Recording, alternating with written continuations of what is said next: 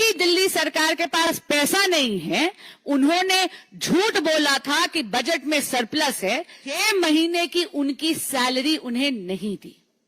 इसी तरह क्यों पर रातों रात 10,000 मार्शल्स को नौकरी से इतनी निर्ममता से इसलिए हटा दिया गया क्योंकि दिल्ली सरकार ने उनकी सैलरी का प्रावधान ही नहीं करा। ये मैंने भी सुना है कि ऐसी बात चल रही है कि नेता प्रतिपक्ष के पद को रोटेशनल करने की बात आ रही है।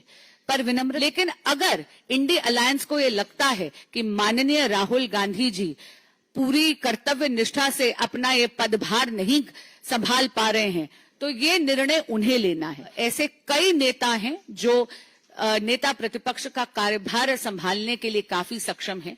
बहुत अजीब बात है कि माननीय आतिशी जी जो मुख्यमंत्री भी हैं और वित्त मंत्री भी हैं और स्वयं इतनी ज्यादा ज्ञानी हैं अर्थशास्त्र की, चाहे सैलरीज देने की बात है, चाहे पेंशन देने की बात है, इनमें से कोई भी ऐसा खर्चा नहीं है जो नया खर्चा है, जो अचानक से अकस्मात इस सरकार पर गिरा है।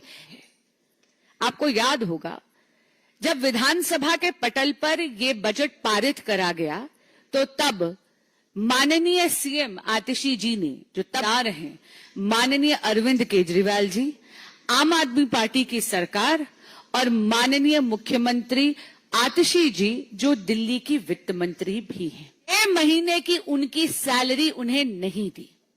इसी तरह क्योंकि दिल्ली सरकार के पास पैसा नहीं है, उन्होंने झूठ बोला था कि बजट में सरप्लस है, जानबूझ के दिल्ली के अकाउंट्स फज करे हैं। इसलिए आज हम इस अकाउंट फजिंग की और दिल्ली के बजट की सीएजी से ऑडिट और जांच मांगते हैं, और देगी भी कहां, क्योंकि आम आदमी पार्टी की सरकार ने दिल्ली के बजट में प्रावधान ही नहीं रखा, जैसे उनको भी निकाल दिया नौकरी से।